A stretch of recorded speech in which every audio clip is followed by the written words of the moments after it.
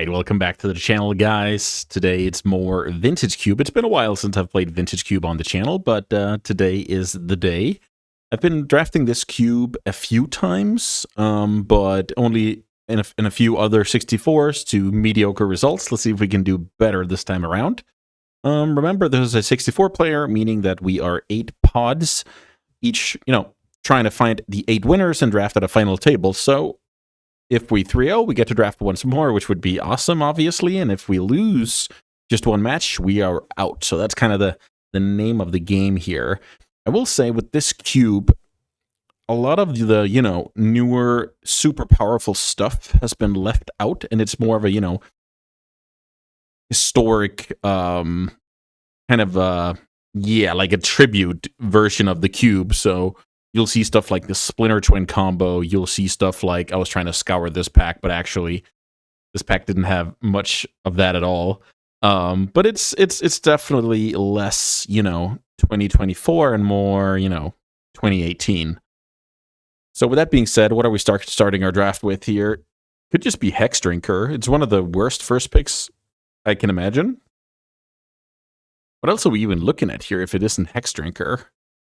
Like, Tier 2 reanimation stuff, Tier 2 aggro cards, Tier 2 removal spells, still fine cards, but I think Hex Drinker is the card that I guess just wins the most games out of these cards.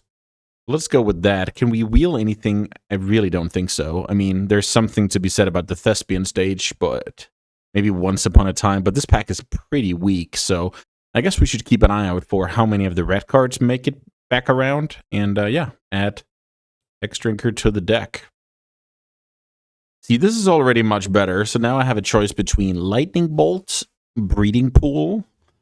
I guess Paradise Druid is not bad with the Hex Drinker start, going into some multicolor green.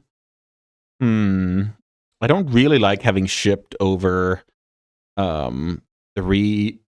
solid red cards and then picking up Lightning Bolt. That's not necessarily the way to do it. Could stay on color with the Druid and stay open. I don't think that's terrible. I am sending some solid blue here. So I also have to make sure I'm not spreading myself too thin. So I guess it's between Bolt and Druid. I actually like taking Druid here. Let's see if we can take Druid and allow ourselves to take the most powerful card out of, as many packs as possible. Next up, we have a Blast from the Past here. Garreg Wildspeaker is not insane. It's not bad. You can argue that because it took the Paradise Druid, I'm in the market for, multicolor shenanigans, and having a Triome of 3 non-green could end up pretty sweet in that world where I'm trying to take the best card out of the pack. So I guess I go Triome here. I guess I go Triome over, Steam Vents over Garreg. Wow, here's a Natural Order. I think I have to take the Natural Order. It's annoying that it's in the same pack as Vaultborn, but there are more creatures worth Natural Ordering into than Vaultborn, so I feel like I should take that card. That is an important card, I feel like, to get the strategy to a high enough power level. So let's go Natural Order here.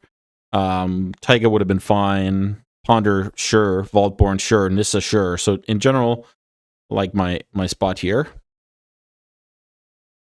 So unclear what kind of cards Natural Order combos with. There's the Tyrant. There's, I don't even know if there's Atraxa in this cube. I would actually doubt it. There's, probably some Worms. So yeah, and Crater Hoof, of course, if I didn't mention that already. Okay, so I guess I'll take Ignoble here. Not bad. Ignoble is also a multicolor green accelerant, kind of like Paradise Druid. So once again, we're setting ourselves up to have, the ability to take like a Demonic Tutor or Mind Twist or Sneak Attack or what do I know out of the other colors. Stylus Tracker would have been great as well, but this is fine. Yeah, I really like this start. Happy that I somehow, after a disappointing first pick, am sitting where I am right now. Would be pretty cool. It's been a while since I've had a, just a straight up green deck from the get-go. Sometimes you're like, scrambling a little bit, trying to set up some Umnath combination and play like that. Okay, so now I actually have some kind of choice to make here. I can go Elvish Mystic and try and basically tell everybody else that they shouldn't draft, Mana Dorks, Crater Hoof, that kind of stuff. Cradle.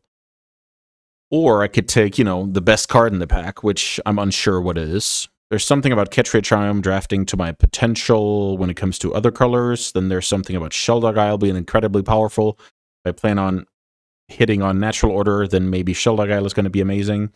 But I'm actually just going to go bread and butter here. What would Reed Duke do? And take the Elf. Try and slow and steady wins the race, basically.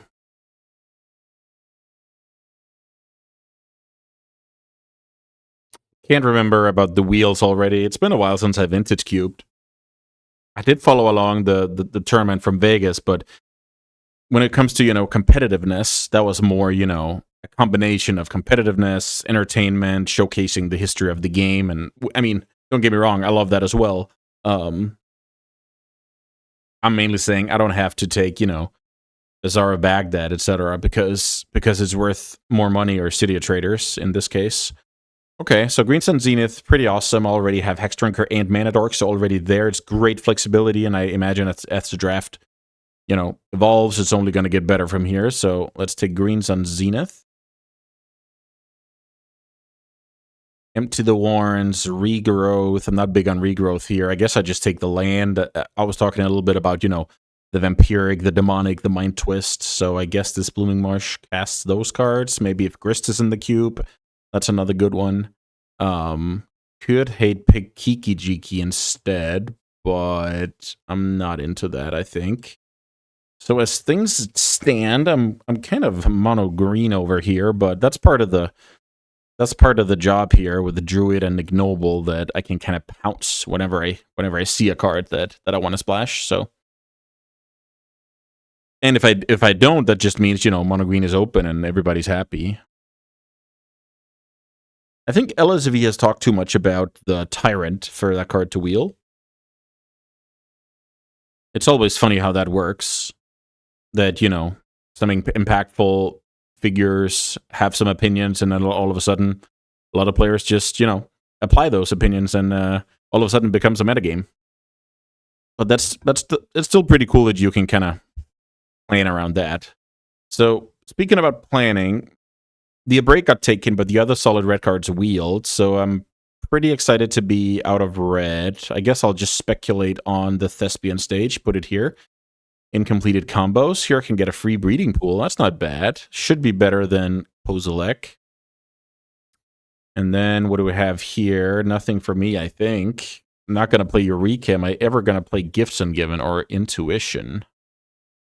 I guess out of those, Gifts is slightly better. And I did wheel the Nissa alongside a Taiga. I'll actually just take the Nissa here. What kind of red cards am I even trying to play? I don't even know if Minsk and Boo is in the cube. And here's my second black land. And now I can kind of make Boros mana base worse. I guess nobody's drafting Boros. Cyclonic Rift, could be pretty sweet in a, let's say, grindy mid-range matchup where we can kind of stall each other out, and then I have this card on my sleeve, kind of like a, let's call it Parallax Wave on steroids. All right, next pack here. I can now natural order into Willowsprand Worm if I want to. I feel like I should do that. Let's look at the rest of the pack. For me, I mean, what would it even be? I have to read this card, I guess. 6/6 Trample Haste. If you would put one or more counters on a permanent or player, put twice that many. If an opponent would put, and then half as many. Okay, so something with plus counters. I definitely like the Whirlspine Worm. I'm not big on Mox Diamond and, green decks where you can just play a Mana Dork. All these other cards are not for me. Best card is obviously Solitude here. So I guess I just take the Worm. Rearrange a little bit. And then we have a look at these cards. So a black fetch would not be bad, because I have I guess I take Delta in that case, because I have Xander's Lounge and Breeding Pool and Overgrown Tomb. Yeah, let's take Polluted Delta here and set myself up for in the Sultai colors. For now, unclear if I'm going to do anything about that, but it's just pretty awesome to, you know, open Ancestral Time Walk and you can just slot it straight into the deck with no questions asked. So here's Titania in a deck with a single fetch right now. That's not amazing. Maybe I just take Fabled Passage. It's a fetch land. I could wield a Titania. This pack is pretty strong. Good between, you know, good fixing, some decent walkers. Let's try and take the Fabled Passage here. Once again, setting up for fixing that I, as we speak, don't even need.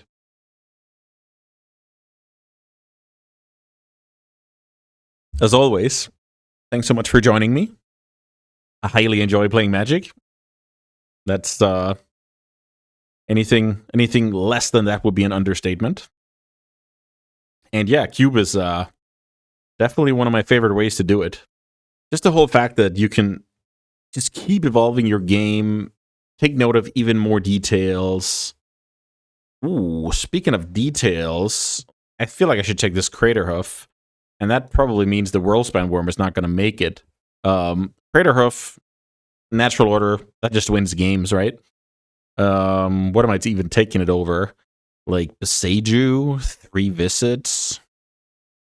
Great pickup. Still have the Thespian stage, who knows? There's Uro, which is a reason to want blue mana in my deck. Uro is a card that's good with fetches. It's good when you exchange resources.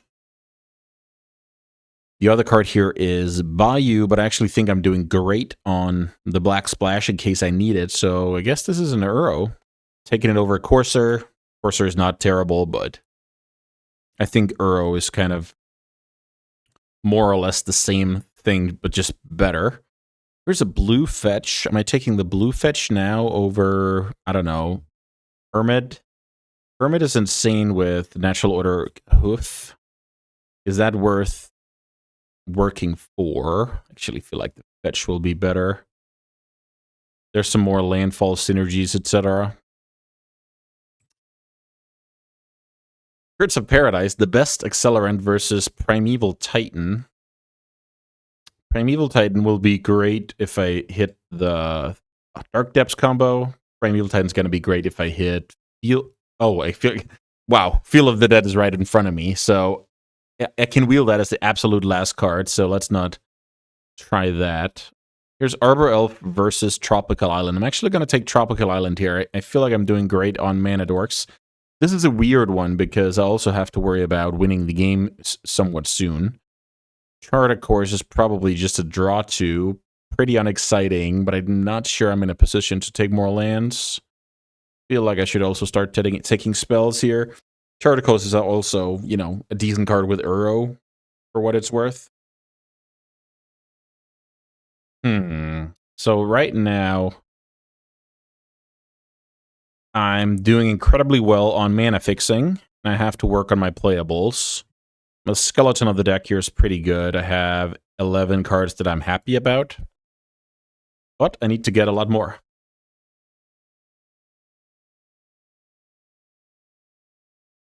I did ship a few, let's call them replaceable mid-range cards.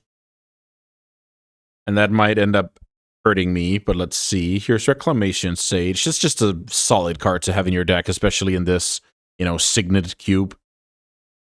Yeah, that's fine. Here's another fixer. Let's take that. 3 visits. Good ramp. Fetches out Breeding Pool or Overgrown Tomb, so solid card. So I'm doing awesome in the ramp and the fixing department. Now I kind of have to, you know, the meat and potatoes of the deck. I need to figure that out. Let's see if I get last pick Feel of the Dead. I mean, that is possible, but I also saw some other questionable cards in that pack. Wow. Okay, that's sweet. 14th pick, Hermit, straight into the deck. Super excited about that one. I did not And here's Field of the Dead, which is funny, but the Titan is gone, which is kind of a shame. But yeah, that Deep Forest tournament, I definitely did not, you know, I didn't count on that. That was not part of my decisions. Okay, so we have these two green cards between Pest Infestation and Jirakkid Tree Speaker. I feel like the unique one here that's going to win me the most games is going to be Pest Infestation. And with the way this draft is going, there's even a chance that I can wield the Tree Speaker. I actually think I don't think there's any other mono green deck. There could be some multicolor green deck, and there in that deck, this is not really a premier card, so I'm hoping that that's the case. Picking Pest Infestation here, pretty darn strong. Into a Cradle. Huh. I'm taking the Cradle, but I'll also note that it's not an insane Cradle deck, and that I have to take some spells very soon. So right now, I'm not even using the Black Splash. But I am very happy splashing blue for Uro. Also, with Gia's Cradle getting picked up, I'm playing the Cyclonic Rift here. Trying to think about gifts ungiven. Maybe it's just a solid card going for, I don't know, Uro and some other mid-range cards. Maybe it's a sideboard card for when the games go longer. Ooh, oh my god, I missed the Oko first. Wow, Oko is more or less the perfect card here. I guess not the actual perfect card at third pick, but very, very, very close to it. Love that. Let's see if we can pick up a Mana Dork. I did ship on, I think it was Arbor Elf over something.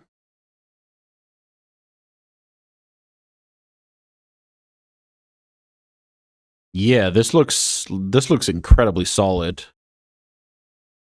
No power, so that means other people have power. That can kind of, you know, move the needle, but I really like this position I'm in. How do we get here? First pick Hex Drinker, then I took a somewhat early Paradise Druid. Speculated on the mana, saw Uro Oko. Yeah, I mean, that's just a recipe for getting there. I think I'm supposed to take the Sprawl here. It is possible for me to wield the Oddity, and the multicolor ramp here is actually quite valuable, I feel like. So let's take the Utopia Sprawl over the Ulvenwald Oddity. As I say that, Utopia Sprawl is not a creature, and I need creatures for both Craterhoof and Cradle. Maybe I just take Oddity. Maybe that's just... Okay, I'll try and take Oddity and see what happens. I like Devoted Druid here over Cobra. Opposition. Could wield that card. I feel like that's not like my bread and butter here. Opposition would be some kind of icing on the cake. Let's take Chariot. Chariot is a couple of bodies. Very good with the opposition. Very good with Craterhoof. Just, I mean, very good as a standalone threat in general. So how am I doing on playables? I'm at 8, 13, 16. I'm at 20 playables. So that developed nicely. So now I have to pick between Questing Beast, Leovold, and Krasis. I could kind of free roll the Leovold in here, and it's going to give me extra game against stuff that I wasn't necessarily great against to begin with. So yeah, let's do that. Wow, noble. Pretty sweet. So yeah, free rolling the Leovold is pretty awesome. Then getting past Noble Hierarch. Does help with the blue. The white is not relevant. But that's okay. I have enough black sources. Now my Noble Hierarch making black mana is even relevant.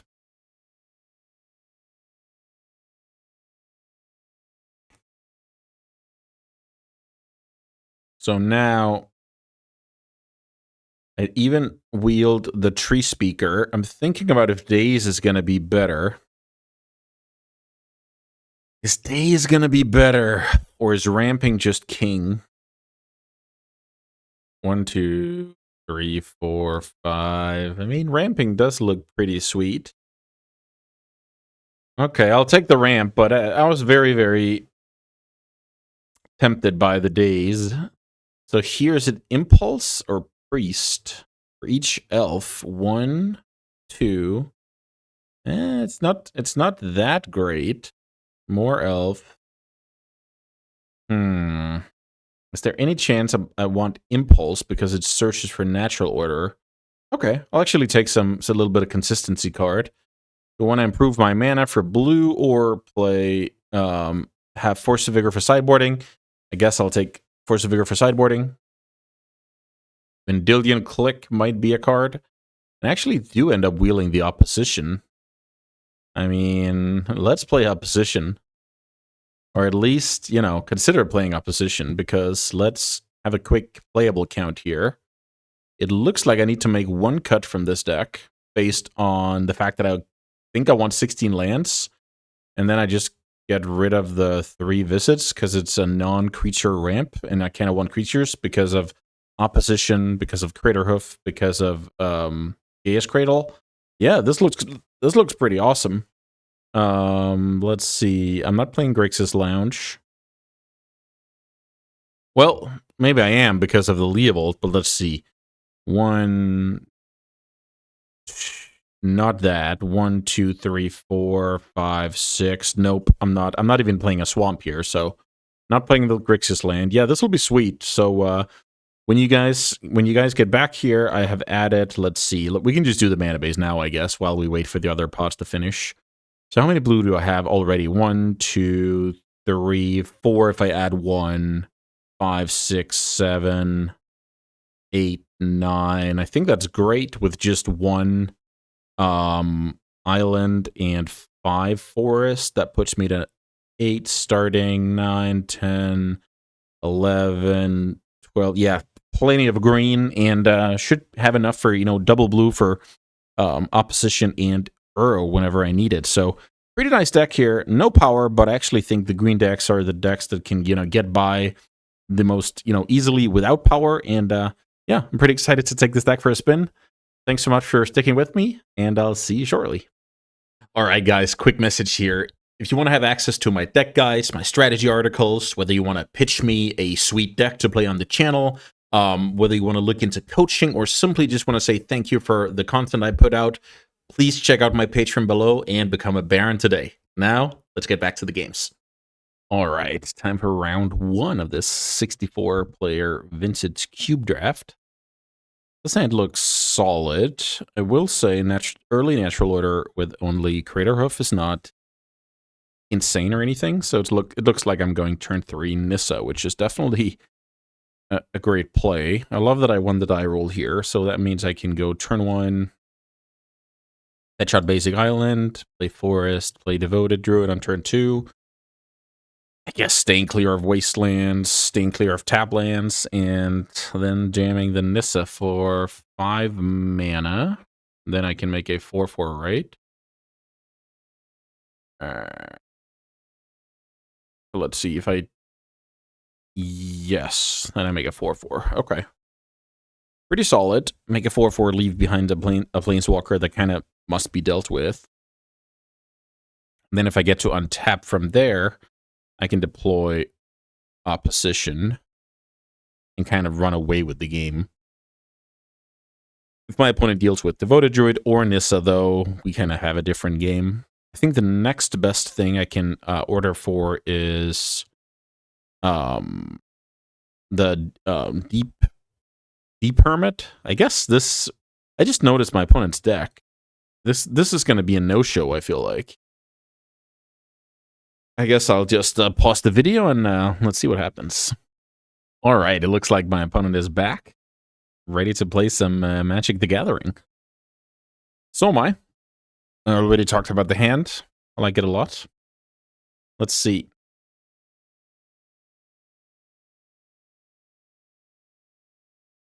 Let's see if we can lose to the 80-card special. That would actually be quite funny.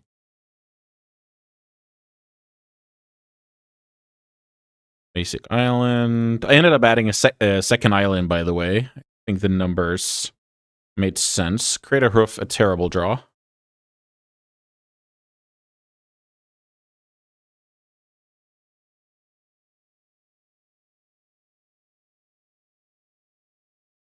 There's a tap land. Now I can play my Nissa.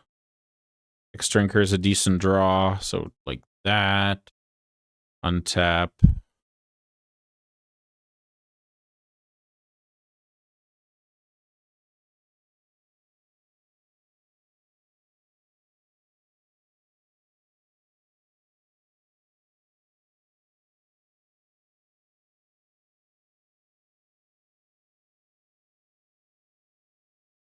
Make the 4/4 pass. X-Drinker was a good draw. Greater Hoof, not exactly. Now I feel like my opponent has to kill the Nissa or they're going to be in trouble.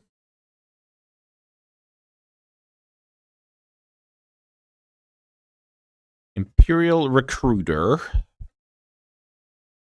Sure.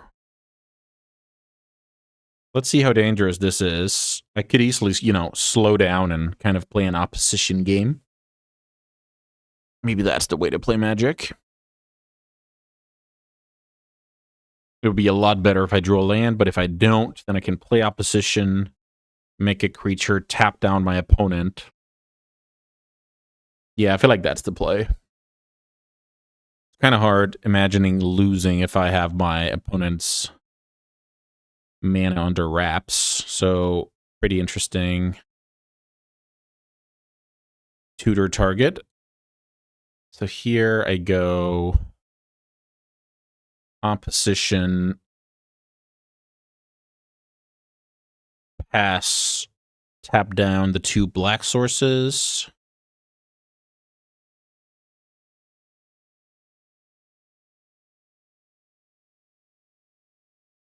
We'll let my opponent go to work.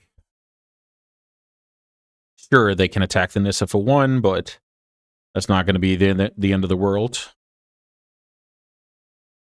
Here's another tap land. It's a black one, unfortunately. Vampire Hexmage killing the Nissa is, you know, if it leaves behind 3 huge creatures, I'm probably going to be just fine. If I draw land, the Hermit will just ice the game on site, basically.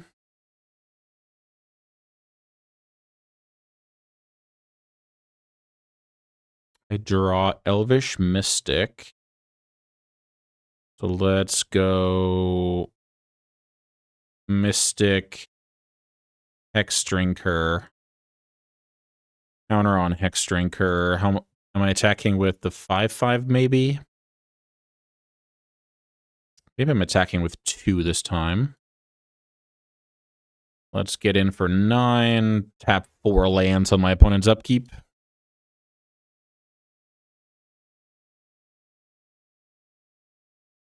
Tap.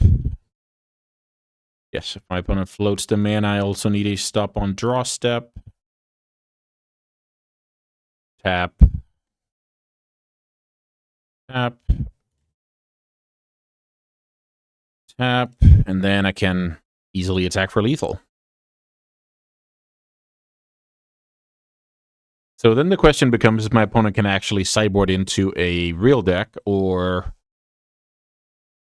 you know, it's going to be less of a match.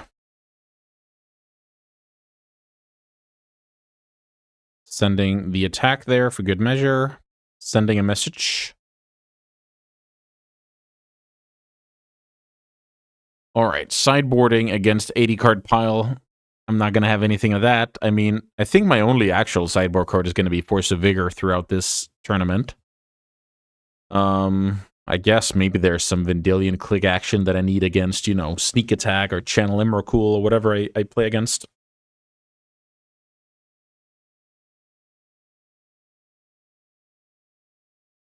Let's see what kind of deck my opponent can morph into after sideboarding.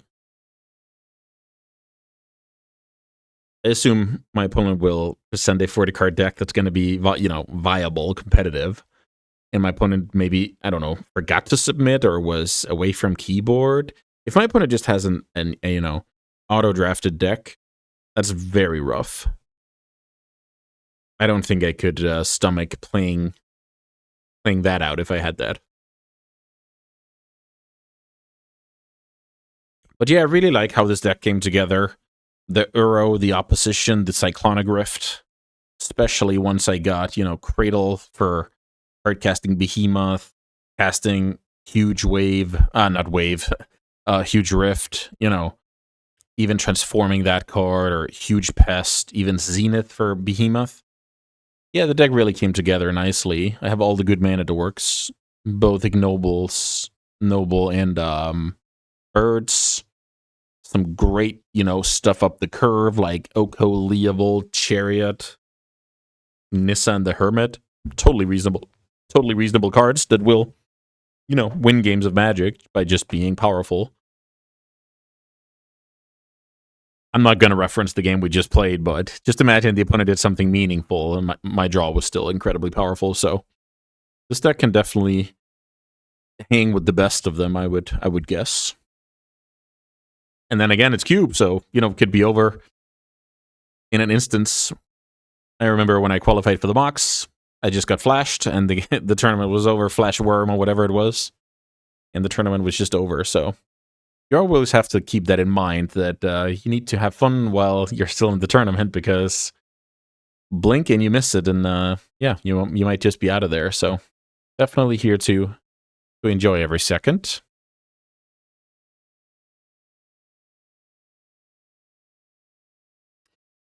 Let's see if my opponent was able to come up with a decent 40 here during the 3 minutes time for sideboarding. It looks like it when my opponent is submitting here before the clock ran out. 41 cards though, so maybe tough to decide. Maybe a little bit too quick. Let's see.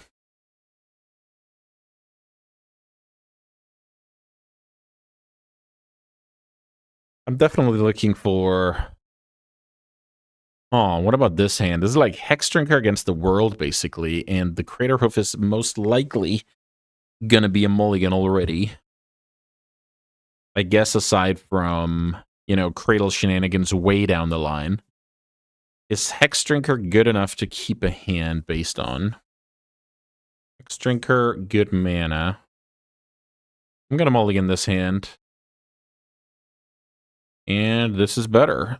I guess for a hand like this, I should put away Rexage so that I actually don't, I'm not going to say crumble, but I want a little bit of resiliency when it comes to these mana creatures surviving, or not surviving, rather. Let's put Rexage away. Rexage is either a great card or a incredibly unexciting card. So that's kind of that logic I'm using. So I guess I play Birds because I want my opponent to kill the Birds, and I want to kill the Noble. I want to keep the Noble, rather. So yeah, I don't know. And if nothing happens, I just play 2 mana dorks. Here's Careful Study. That's definitely a card that can make very, very nasty things happen.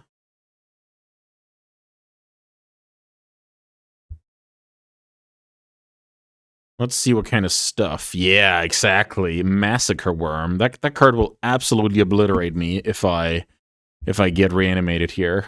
Absolutely obliterate me. Not sure what I can do about that. Could play Leovold, I guess. Oh. Okay.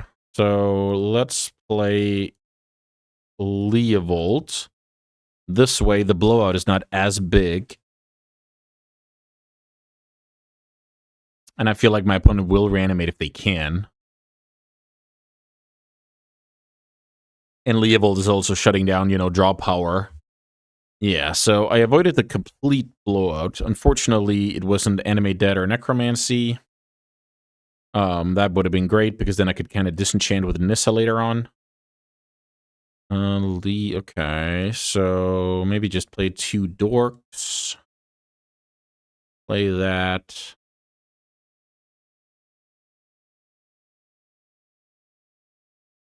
Play that, pass the turn. Can only attack for 4. Yeah, turn 3 Massacre Worm. That was a good one. My opponent will, probably get in there after the reanimate. My opponent is not winning the race by that much. But the Massacre Worm surely has, annoying text on it. So maybe I play like this, chump blocking this turn. Probably not that bad. Let's go Oddity, attack for 7. So I have my opponent dead in 2 turns. I think that's a good question to ask here because otherwise I'm just going to die to the worm. So now I get in for 4.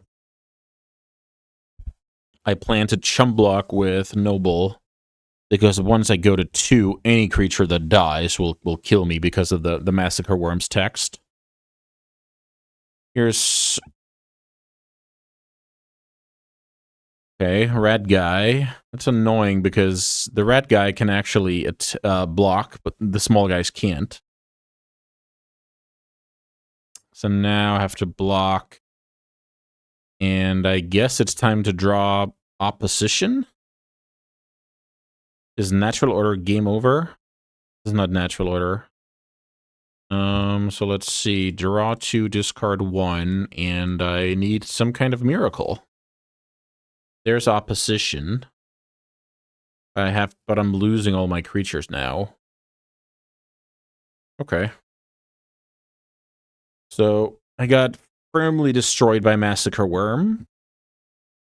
Is Vendilion Click good enough compared to something else? Maybe it's better than Rexage. It's way harder to cast, but it potentially disrupts my opponent's combo. That was brutal. The 41 card special definitely got me there. It was annoying. I couldn't even play my triple mana dork out. Then I would have just gotten totally blown out. But I still lost quite convincingly. Just a bad spot, I guess. I forgot about Cyclonic Rift being an out. Also worth noting is that Massacre Worm and Uro kind of works against each other in a way that I still lose my life. I believe. Yeah, I think so. All right. Turn 3 Worm is going to be tough to beat because a lot of my good draws starts with, accelerating with Mana Dorks. But I do have cards like Oko, like Cyclonic Rift, like bigger creatures. I have a lot of stuff going on. But it can be a complete blowout later in the game against like Deep Forest Hermit or Pest Infestation. I have to think about that. I would guess that 9 out of 10 games I'd, just have to jam my cards, but maybe once in a while I'll have the luxury to think about that card in the mid game.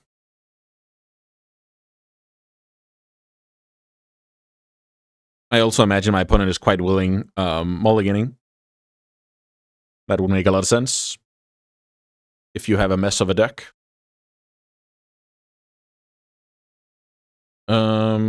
Yeah. I mean, let's see if my opponent did anything spicy setting up for game 3. I didn't. I'm just submitting the same deck over and over, hoping to get some good results. Okay, this hand is awesome. Yeah, for sure. So now we can keep this and go... wait a minute. Against removal, what if I go Ignoble turn 1, then turn 2 Tree Speaker plus level? Is that better? I think maybe this is slightly better if I draw another 1-drop, but this can kind of get tempoed out by removal. But the logic is that if my opponent has removal, they can just kill the Ignoble, so not really a big hedge. Did not draw 1-drop. Guess I level this once more. Kind of forgot what it does. Unsure what this is.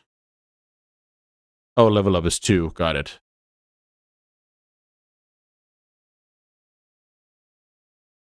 So I guess don't Massacre Worm me, bro. Oh, that would be so good. So if my opponent has a removal, they should just get rid of the green Sol Ring here. If that's the case, I could actually be in trouble.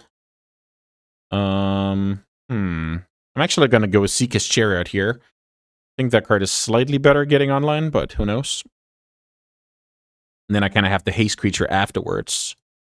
We saw Mana League the other game. Mana League is annoying.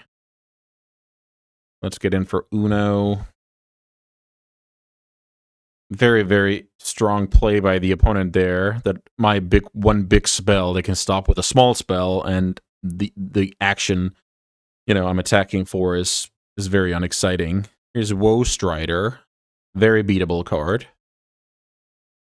As long as that's the kind of magic we're running, I'm not that scared. Okay, so let's see here. I have 5 mana available. So if I impulse into a blue source, I can go Oko. If I impulse into any land, I can Oddity. So I feel like I should do that. Let's try and find a land here. Gaia's Cradle would be the best one. Guess I just take the land because I have plenty of stuff to do. Put cards on the bottom. And play and attack with a 5/5 Trampler.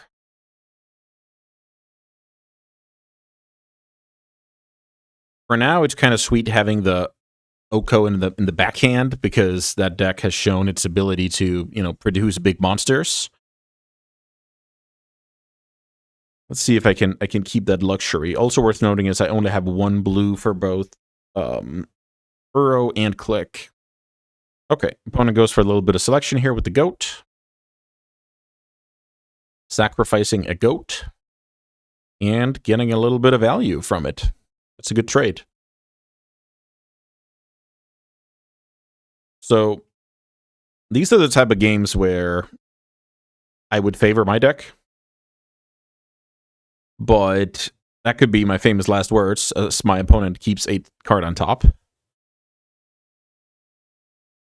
Opponent down to 14, facing a somewhat serious clock. Here's a Mutt, which is a way to put a fatty into the graveyard.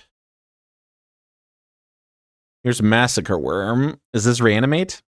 Actually, don't think Reanimate would be the end of the world, which is kind of funny.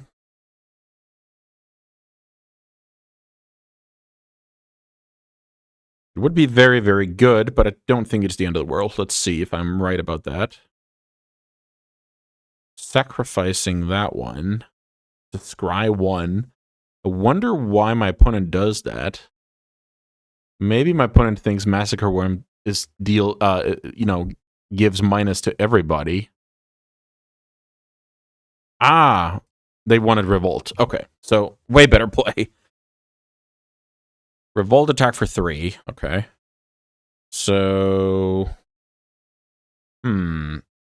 guess I want the Oko in play now. This is time to Oko. There's also Uro, slowly but surely getting closer. I guess make a food, play land, attack for 2.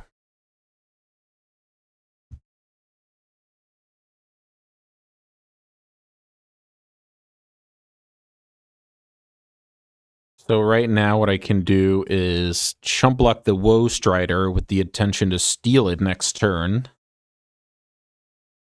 The good thing is if my opponent goes to combat, I know they don't have Reanimation. Reanimation will happen before. Here's Doughty Voidwalker, which is actually quite the card here because it's unblockable. So let's see what happens if I chump block here.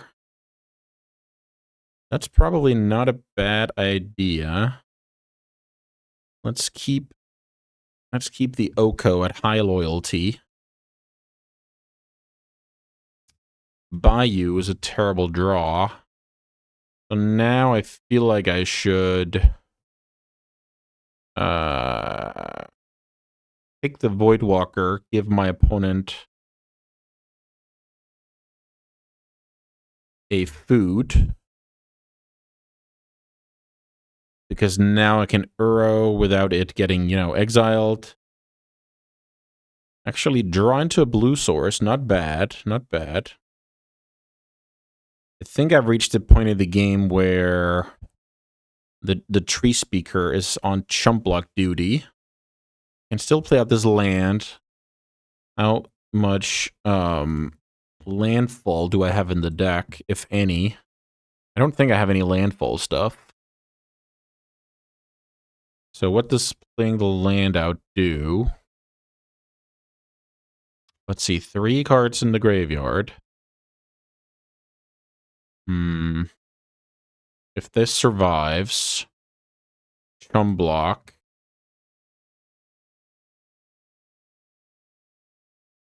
Huh. So I guess I passed a turn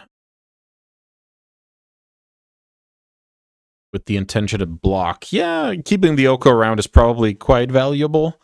Also worth noting is that future, shenanigans out of the graveyard does not work.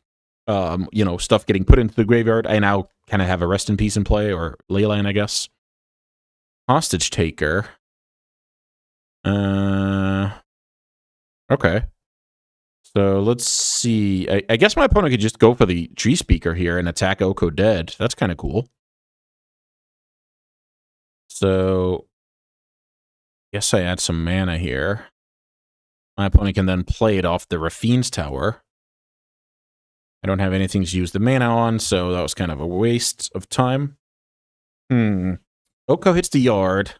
That's card number 4 in the graveyard. That means fetch land lets me go. Oh, my opponent does not play the Tree Speaker out, so I guess that was either my opponent has a play or they are trying to not really interested in casting the card, I guess. So here I can attack with Voidwalker and then I can draw step the click. In general, that's useful timing. You get to, look at as many cards as possible before my opponent gets a chance to cast them on the main phase. What they do out and tap the mana, so let's say they have something wild like, Cryptic Command, Mana Confluence, stuff like that. Then it's a beating. So let's see. Entomb and Damnation. Huh. So right now, on the surface, I'm trying to gauge what these cards actually do. And I feel like I should let my opponent keep these, because if my opponent goes for something like, look, Entomb doesn't do anything right now. If my opponent Damnations, which they have to now because I have 6 evasive damage, then I can Uro out of the graveyard. But if I cycle the Damnation for them, they can find, ways to bring back Massacre Worm, which would actually crush me. So I'm actually going to let my opponent keep those cards. So that means I am getting Damnation this turn. And yeah, then it's going to be Uro against the world, I believe. Make has a card for as long as it remakes. Yeah, exactly. So I actually get this one back even, if I have understood correctly. And I have a 2-turn clock, so my opponent doesn't really have a chance. Oh, yeah. So they play that first, then they go for Damnation. Okay, got it. Okay. My opponent can scry a few times here with the Wood Strider. That's kind of cool. And I even believe the Tree Speaker will get... I'm gonna block here. That seems reasonable. Woe Strider can get recast. No, it can't, because I have a Voidwalker, so never mind. Scrying with my Tree Speaker, and then I assume... Okay, my opponent put a card to the bottom, so now they have to choose between 2 damage and a Scry 1 off the Hostage Taker. I guess they will Scry. And I'm not going to take the damage, but who knows?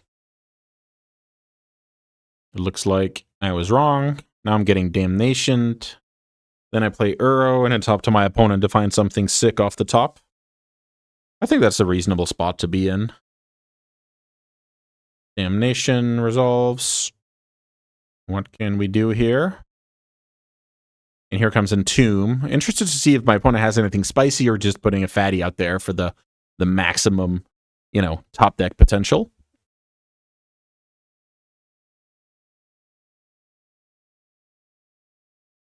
That was my opponent's last card. I'm also out of gas. Here's Archon of Cruelty. Yeah, that card is absurd. Ooh, not bad. The Zenith. Not bad. I'll have to check my list here. What can Greens and Zenith go and get? It actually looks like Deep Forest Hermit should be lethal, right? That is 4 2/2s. So that's exactly 9, but my opponent has a food, so for that reason, I'll go Uro. Let's see. Let's go 1, 2, 3, 4, 5. Uro, draw. Speaking of, so now let's see. If my opponent manages to reanimate Archon, I think I should go and get some kind of creature here, because then the Edict effect will not kill Uro. I feel like the Hex Drinker is the better one here, because if my opponent misses, it's going to be the best one. And now I'm kind of hedging against my opponent hitting the Miracle Reanimation, and my opponent bricking here so we can finish them off.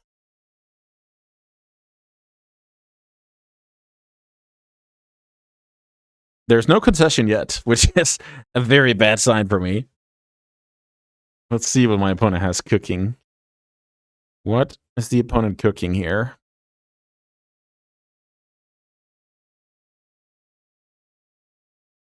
Bloodchief's Thirst onto the Uro. Tracking for life, sure. So let's see. Can I do anything smart? Probably shouldn't do anything smart. I should probably just play this one and attack for 2.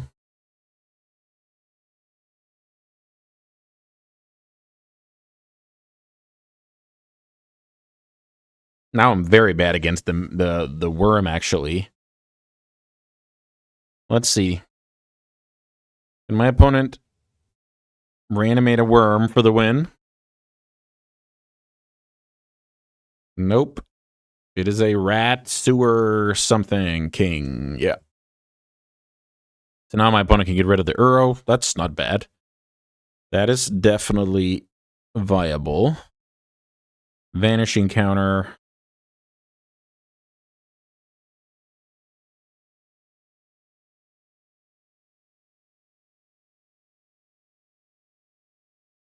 So 1 short, that's fine. Back with all of these guys, I guess. So my opponent has 1 block available, and that has to be the Hex Drinker. So I'm putting my opponent to 1 life here. Can't block. Will take too much. Okay. All right, so now let's see. My opponent finds Reanimation. Is it enough? I don't think so.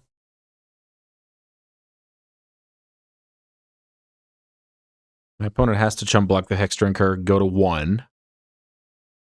It looks like we got there in the end. I guess Living Death is actually a card.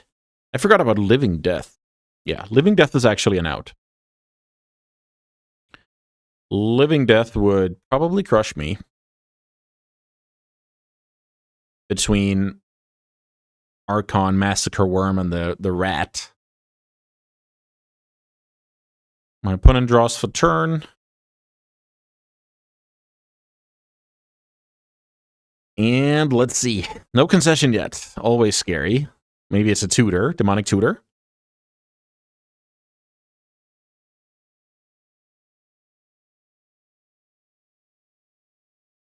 Phantasmal Image. Pretty cool. So now my opponent is forcing me to turn my Hex Drinker into protection everything. Otherwise, they know they don't have any. They can't do it. My bad. This still doesn't block.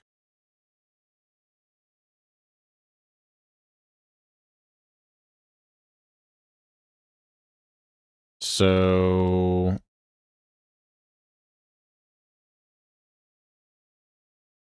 protection from everything. And there she go. Okay.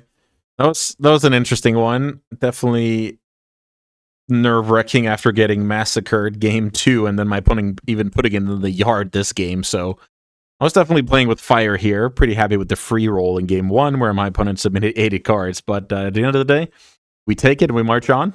See you guys for the next round. All right, semifinals time of the first pot in the 64. This is not a keepable hand. Let's imagine this is a forest. Then I actually think I keep the hand. Let's see. Turn 1 accelerant, turn 2 accelerant. Would probably still be a little bit iffy. Ugh, speaking of iffy, so is this hand, but no, I missed the Elvish Mystic. Oh, sick. So I put back the Crater Hoof, and I have turn 2 Oko. Super solid. Yes, I missed this Mystic first. Actually, I've noticed I have a tough time when I'm like glancing over packs and hands. When with the old frame cards for some reason, I tend to miss them more in packs, etc. I have no idea why or how that works, but it's just a pattern I've noticed.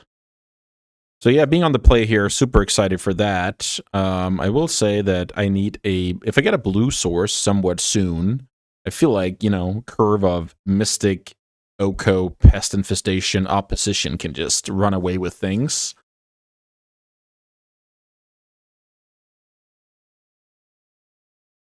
If my turn 1 Elvish Mystic gets killed, we definitely have another game. So this is either highly advantageous for me or bad for me, I guess. Pretty polarized, the run out here, depending on if my opponent has a 1-mana removal or not. My opponent is not quite ready, so I guess, yeah, I'll just pause. All right, here we go. Turn 1 Elvish Mystic. Crater Hoof is on the bottom of the library, and play a Triumph. Tab land. Creature land. Don't bolt the bird. I don't like that my opponent is taking their time here. Maybe I do. Maybe they think about what kind of lands they can go fetch, or which tap land to play. What else could we be looking at here? Landmock's Demonic Tutor. Counting for a sweet Brain Freeze kill turn 1? No. Let's not go there. Dismember? No Dismember. Okay, wow. So now I actually think I Pest Infestate. Yeah, let's Pest Infest that card.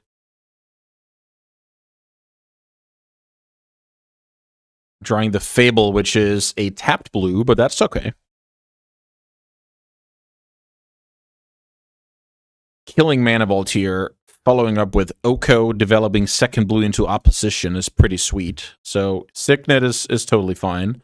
There's even Natural Order. What the? So Oko could make one of the pests into...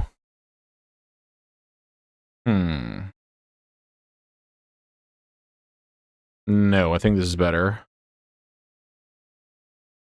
And I don't think the Tidebinder is in the cube.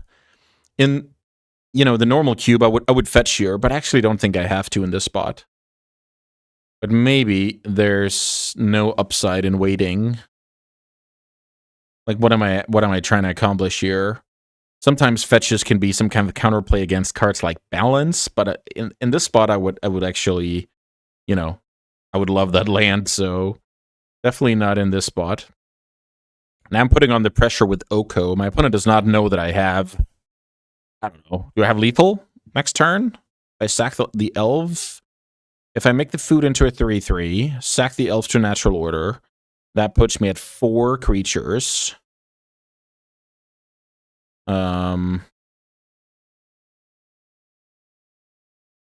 Yeah, unclear. I feel like I should go opposition.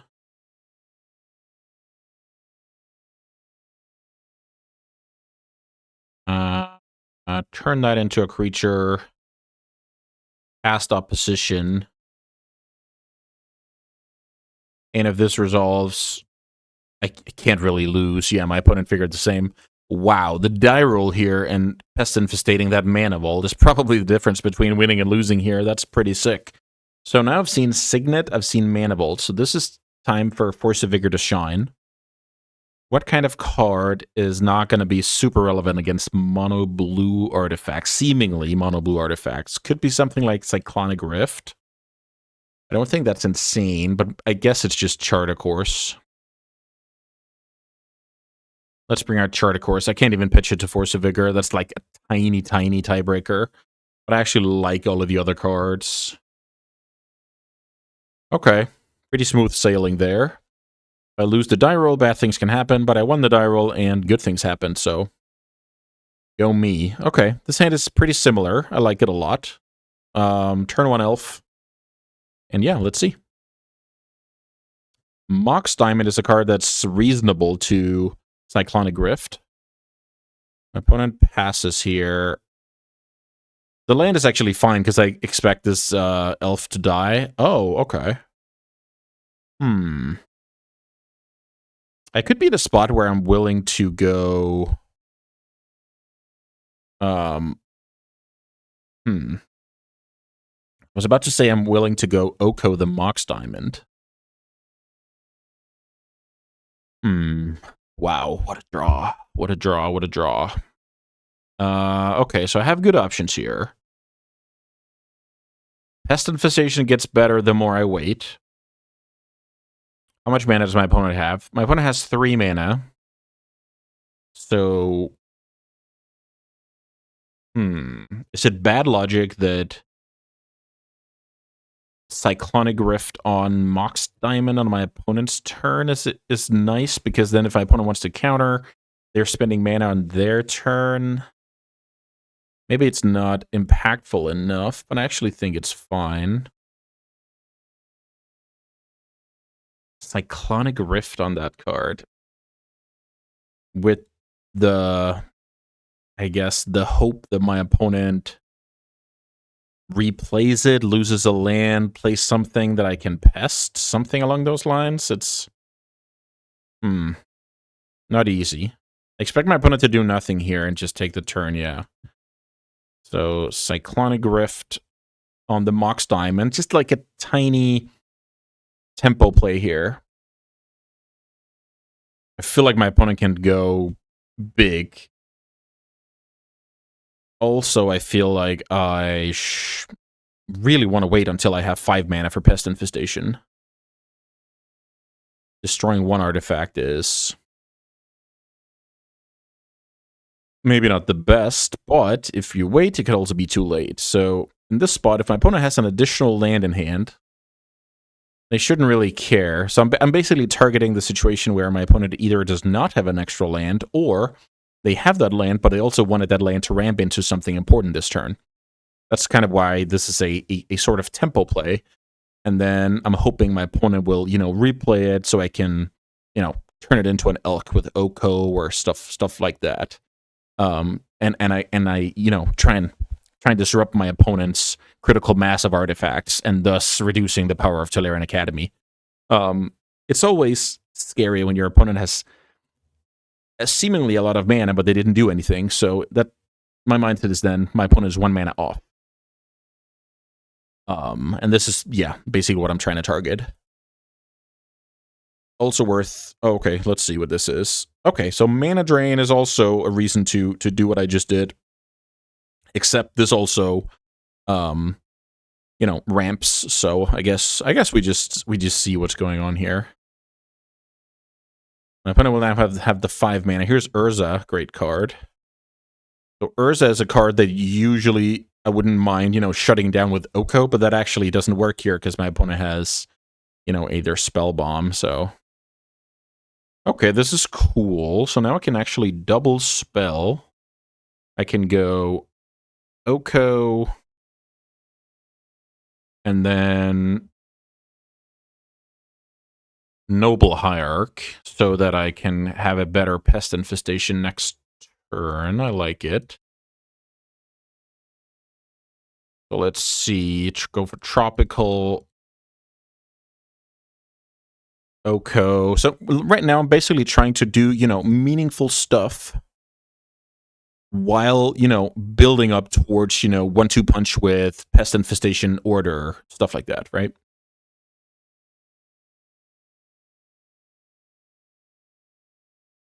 So right now, I just don't want my opponent to develop 2 artifacts. That would be incredibly annoying because then I would have to chump block to keep Oko alive. Right now I'm looking to use Oko as a, like a punching, punching bag. I think my opponent is just going to take the turn here, to be honest. My opponent has 3 mana, sure, but not a lot of stuff you can use that for. And then next turn, hopefully, I go Pest Infestation, kill Construct, and Mox Diamond. And then the turn after that, I can Natural Order Hoof. In the meantime, my opponent should be busy attacking Oko, which is, luckily for me, not what this game is about. Oh, okay, my opponent has some kind of play here. Let's see what this is. 3 mana, okay. Brazen Burrower? Frantic Search? No, not Frantic Search. Otawara on Urza. Oh, nice. So my opponent is looking to grind a little bit with Urza here, which will result in me targeting the 2 constructs, I believe. I think those are becoming too big right now. So my opponent now has 6 mana available, which is enough for a spin. Maybe my opponent will go for a spin and then attack with the big one. Ursa flipping an island. Very, very good for me. So now Oko gets attacked down to 2 that I don't care too much about. Then I'm going to Pest Infestation the 2 constructs.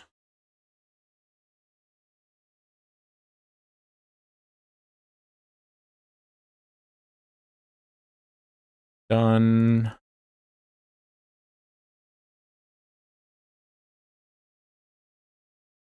And now, if my opponent floats the blue mana, I can change the phase. And then if I want to, I can turn Urza into a 3/3. Oh, my opponent draws a card here. Okay. So those boys are gone unless my opponent spikes the days. No days was spiked. Feel like I'm winning. Yeah, my opponent just conceded here. Wow. Yeah, that's just amazing. This was like the dream matchup that I wanted for my Pest Infestation, Rex Sage, and even the Force of Vigor out of the sideboard. I'm not sure here. I think it's a bit of an early concession. I mean, I do make the Urza into an irrelevant 3/3. Then I chum block with the Pest, and then, of course, I have the Nuts here. My opponent didn't know about that, I guess. So yeah, pretty smooth sailing, and that puts me into the finals of the pod. So if I win that one, we're drafting once more. So yeah, cross your fingers, and let's do it. Quick moment here to shout out all the awesome Barons over at my Patreon.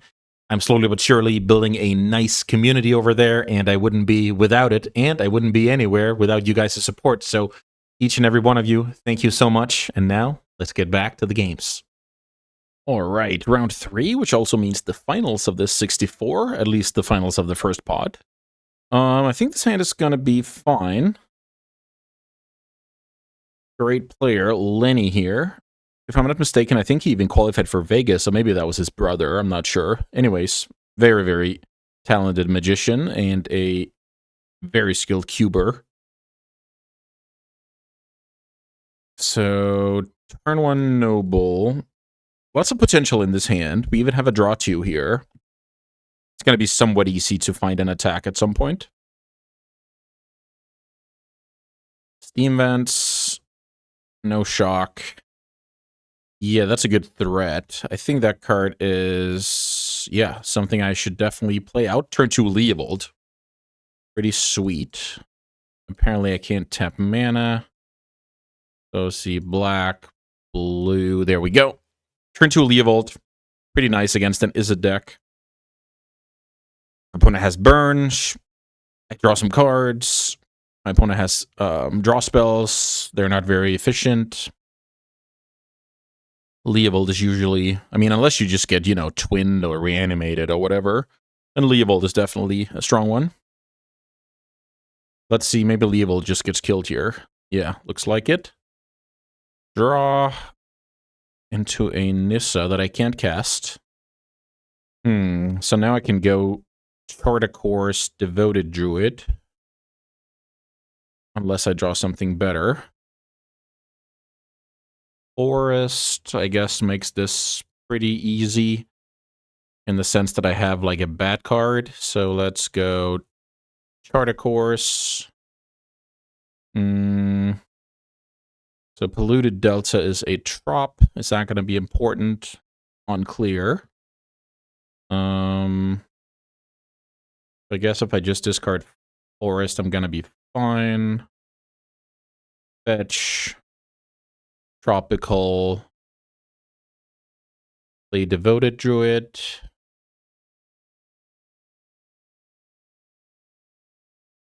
So I haven't added anything, you know, crazy to the board. My opponent took the 2-for-1 on Braid.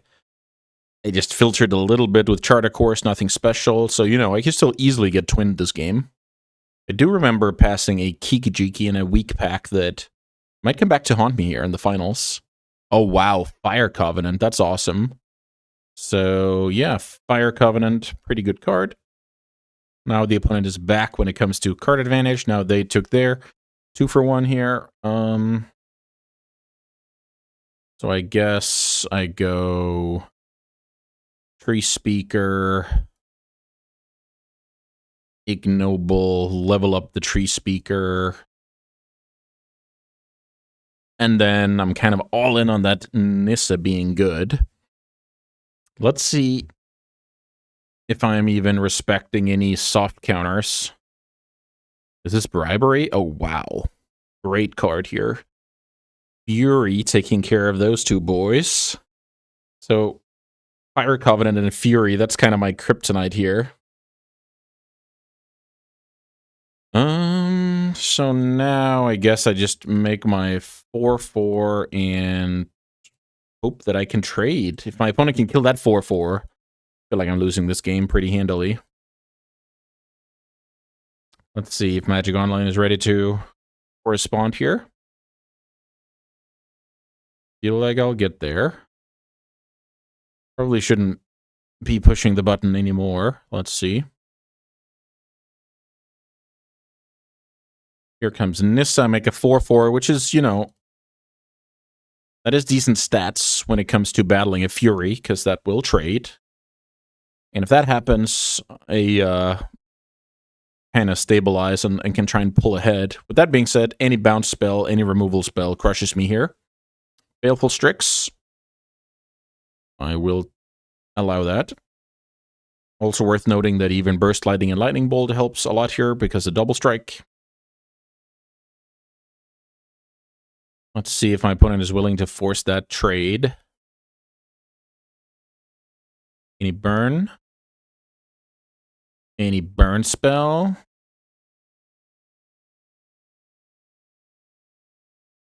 Yep, here comes the burn spell. Wow, that's brutal. Really brutal. Land, opponent with 2 cards. Jazeran's Prodigy. Oof.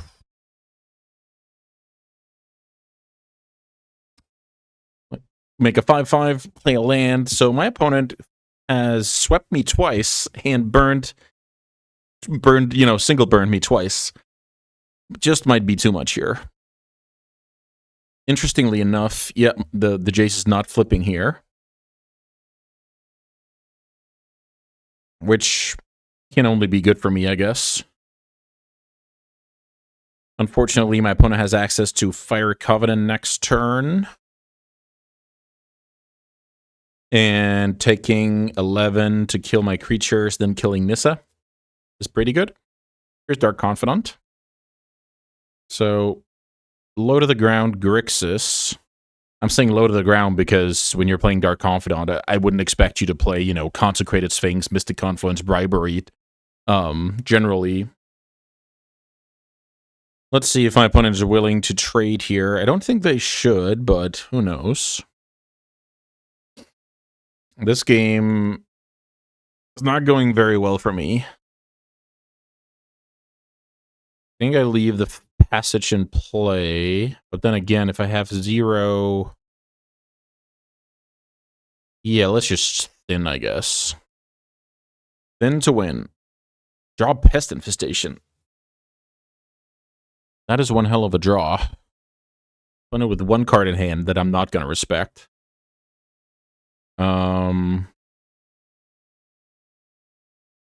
So I guess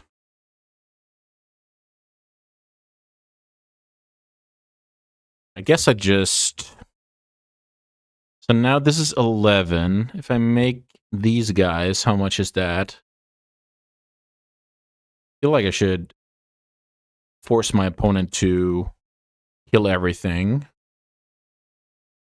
think that's the way to go. So that I go kill, kill. Kill Baleful Strix, kill Mox is not nothing. Then I get 6 1/1s if this resolves. Last card in my opponent's hand is, of course, the Unknown. Don't blow me out, Lenny. I did not get blown out here. I'm thinking about the 6/6. I have 17 power in play. That 17 power can not get swept, because my opponent only has 17 life to work with and Dark Confidant. So I guess I stay back with everybody. What happens if I attack with a 5/5? Does my opponent go to 12? Or does that force a chump block? My opponent chump blocks there.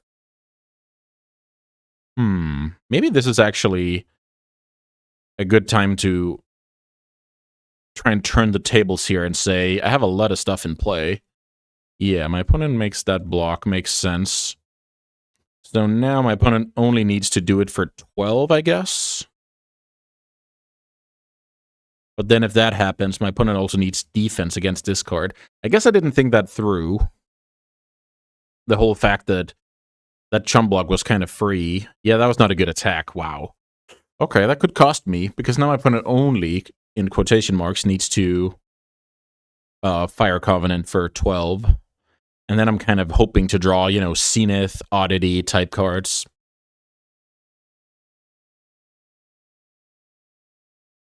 Also, my opponent only have 2 mana left. So they also have to defend, being at 5. So maybe this is not that bad. But I feel like this could go wrong compared to just passing with the 5/5 up. My opponent getting the Confidant trigger, that could hurt. The ability to cast, you know, a big Fire Covenant would be smaller.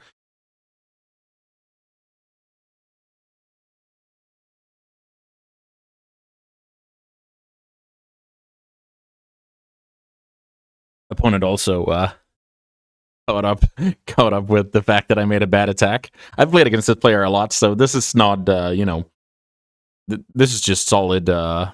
This is just two players talking. This is not bad manner, bad what do you call it, BM or anything. This is totally reasonable.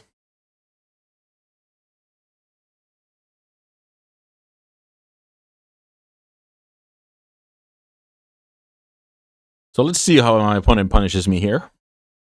It looks like I am getting punished by the looks of things with how my opponent is wording this.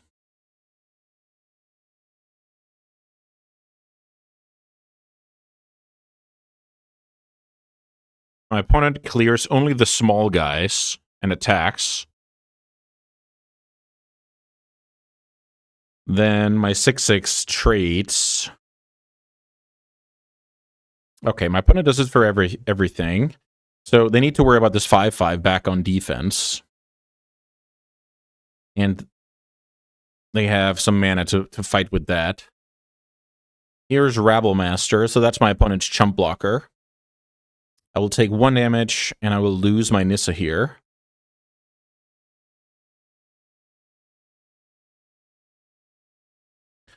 I draw Uro. That's a pretty sick draw. Can't remember if I have an answer to Rebel Master, but I think I might as well Uro here. I guess Cyclonic Rift will seal the deal.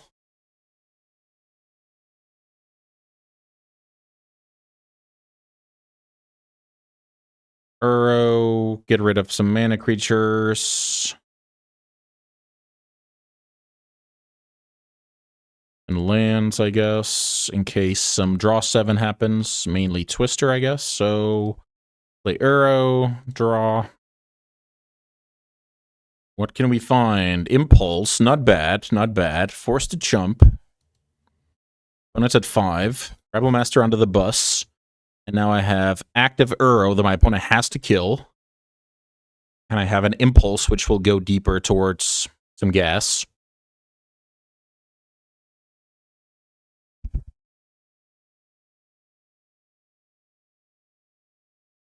Jace cannot flashback anything, but Jace can shrink one of my creatures. Worth noting is it's still... I still kill Fury with both of my creatures in combat. Next turn, my opponent will have their hands full. Both of my creatures will be must block. I guess the opponent can take, you know, if they shrink Uro, they can take 4 from that and still live. I have Cyclonic Rift. I have Natural Order. I have...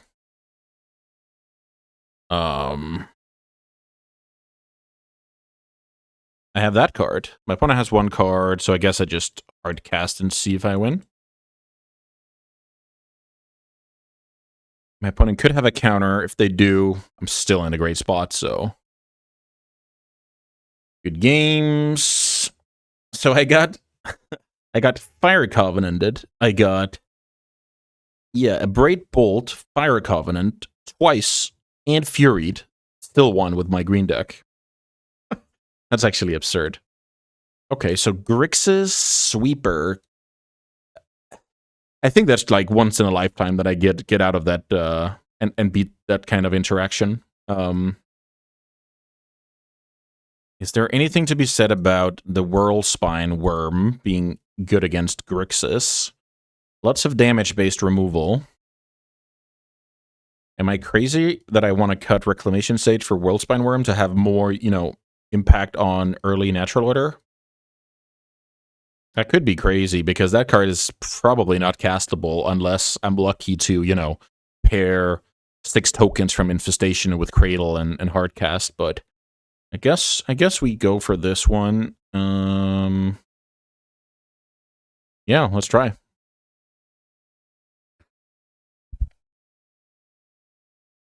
Up a game here in the finals of the first pod. These tournaments are pretty awesome. It's yeah. I guess Magic is just a great game, but Cube is one of my favorite ways to play it.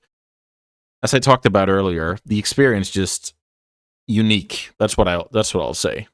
It's like, sure, we have archetypes, but lots of the cards are interchangeable. New synergies will pop up from time to time, and yeah, I just love it. So yeah, this hand is a keep. I get rid of Crater Hoof, and yeah, this is a hand that kind of folds to those sweepers.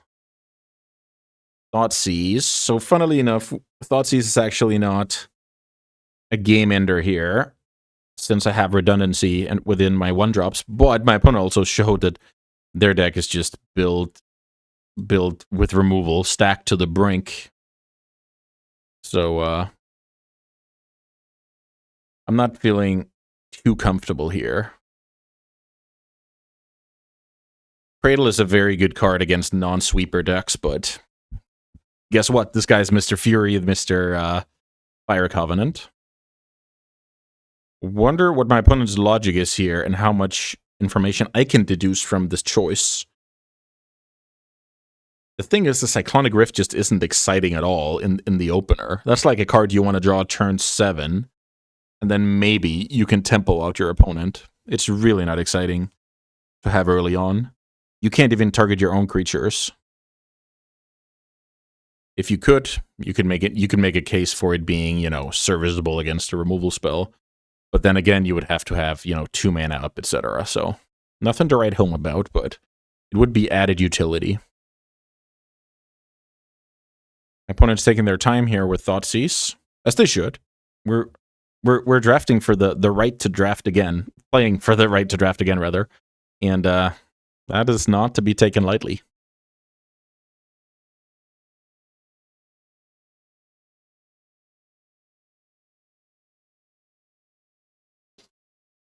Let's see what they go for.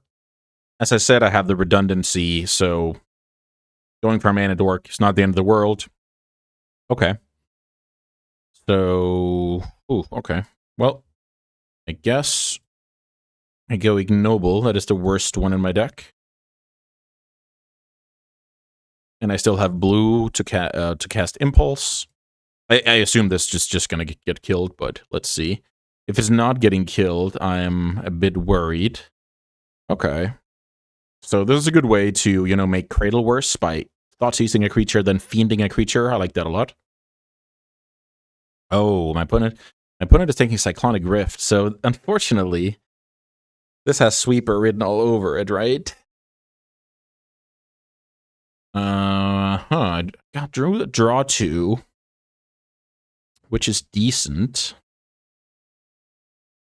So in order to cast the draw 2, I'll have to attack first, then go land, draw 2. That way, I'm kind of drawing before putting a couple of creatures on the field at the same time. Maybe that's okay. Draw 2. Opposition, once again, that's a card that needs, you know, needs creatures in play, and my opponent has an ability to keep me from having creatures in play. So, all in all, this could be... okay, this is interesting. So, animate dead on my Paradise Druid. Okay, I guess that works. So my opponent's into ramping here a little bit. Green Sun Zenith. Time to look at the deck picture. Green Sun Zenith. Sage is not here. Worth noting. Can I get to a place where... Can Leovold hit the battlefield now? Yeah, so maybe that's the play. So I go Noble Zenith for Leovold. I think that's okay. That's pretty good against, you know, Fire Covenant, etc.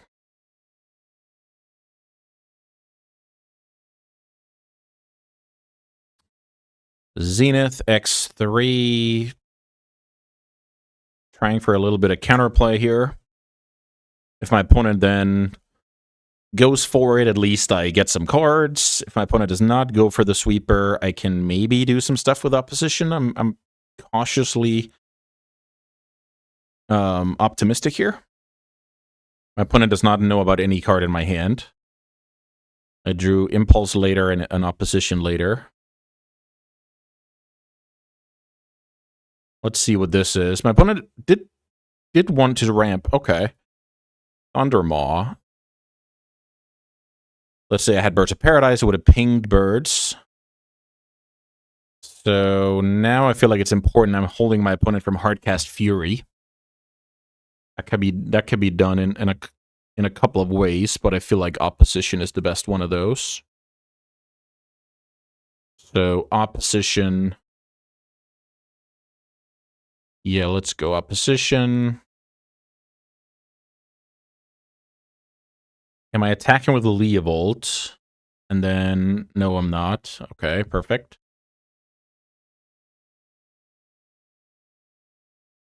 So let's tab red. I guess if my opponent floats mana, I'll have to change phase, but let's see. That works. And then I want to tap the Thundermaw to not get hit by it again, pretty sure.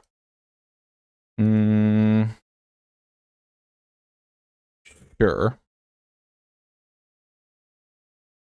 My opponent has 3 mana available, which is enough for Fire Covenant. But this is kind of where my Leovold gets into the picture. So Flame Flash is annoying. That's just one more spot removal card. Let's draw. Hex Drinker. Decent. Good with Cradle. Good with Opposition. Here's Baleful Strix. Don't mind that card too much. Let's see what I can do here. A little bit of chip damage. Here's Crater Hoof. So how far am I from Crater Hoof? Let's see. 1, 2, 3, 4, 5, 6. Yeah, we have to do a little bit of more setup, but that's fine. So Hex Drinker with Cradle is a free roll. I'm right now playing around my opponent's card being Fury and not Fire Covenant. Fire Covenant is simply not beatable. So now I can go Nissa. Take 4. Don't love it. I'm now at 9. Make a creature. Intention to double tap red and tap Thundermaw like last time.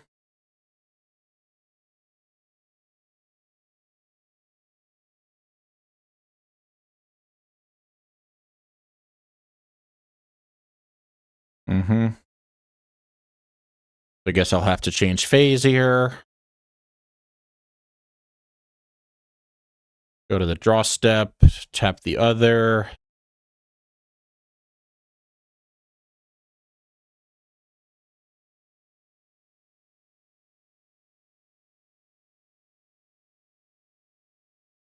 So I'm trying to fade this turn, make a creature, tap Cradle for 5, tap Island, Sanctum, 1 mana creature, cast Hoof, and hope for the best. Fading Fury this turn. Trampling over for a lot of damage. Let's see if that works. I feel like I've crafted a plan that can win the game.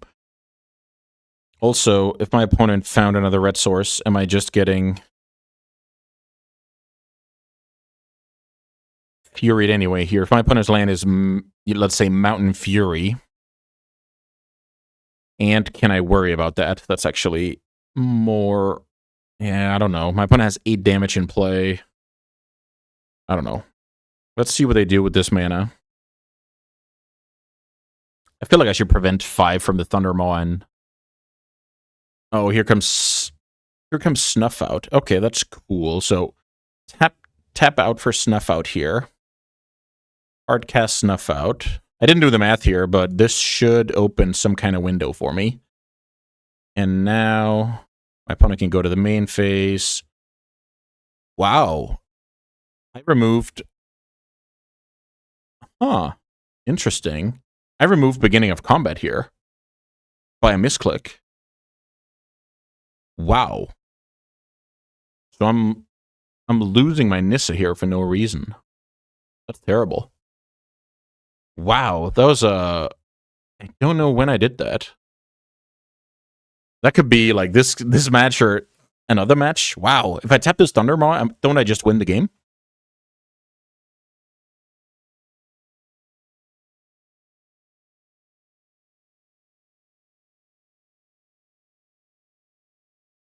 Yeah, that was weird. I always have this stop because of, you know, Cryptic Command, Pester Might, you name it, right? You want to kill stuff before attack bonuses.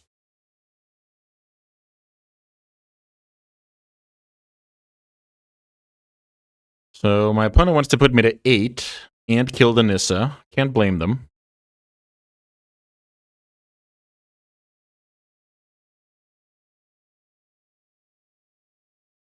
So now I will, I guess, tap the Fiend. Wow, that was horrible. And drawing the World Spineworm is super funny. So now 3,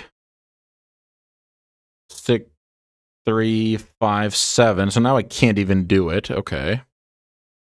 So now I'm trying to find some random creature that I could play out to make my opposition better. Funnily enough, Natural Order is not a hit here. Let's see. Bird seems reasonable. Bird seems reasonable. Kind of the same build-in. Then I have 4 tappers. Play birds. Let's see. Tap red, red. I guess 1 more, and then the Thundermaw. I might remember it this time. Oof. Terrible. Tab red.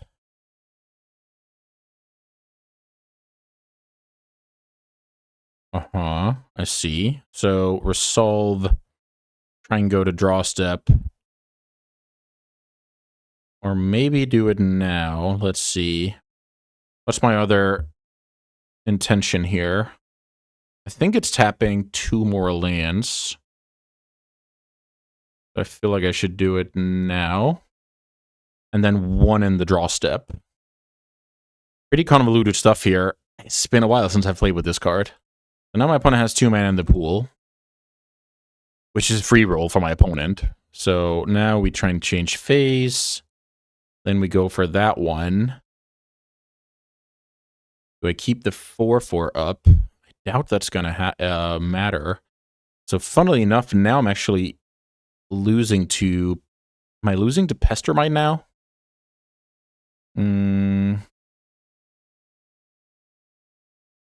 5, 6. I'm not losing to Pestermite. Okay. Tapping down the Thundermaw.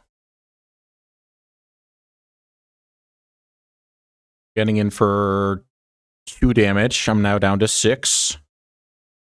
My opponent's holding up the Paradise Druid, which I'm a little bit worried about, I must say. Hexproof is pretty cool. Plunderer, okay. So... Can I Crater Hoof my opponent? That is the kind of the question here. Fabled Passage is an untapped land that lets me have 1 more attacker. So let's do the count here. I have to tap 1. I'll just tap Ignoble, I guess. Play Hoof. Everything gets +5. Yeah, it should be... Should be the end here. Let's go Forest. 4. Crater Hoof Behemoth. Everything gets +5.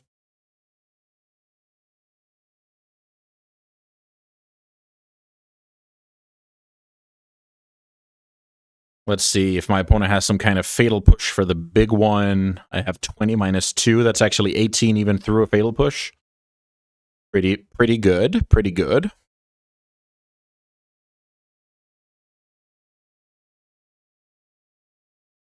If my opponent's last card is Fury, I really like how I played this game. I shouldn't have taken that Thundermaw hit, but everything else, keeping my opponent from hardcast Fury. I feel like that was key. Very sad about the stop there.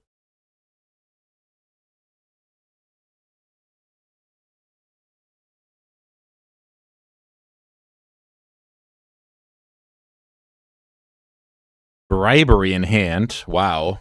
So I kept my opponent off 5 mana. I thought it was because of Fury, but turned out Bribery is also a 5 mana, very, very high impact card. So yeah, we took down the first pot. That means we get to go again. So yeah, check back tomorrow for the top 8 draft. And yeah, thanks so much for watching. I had a blast. I hope you guys had as well.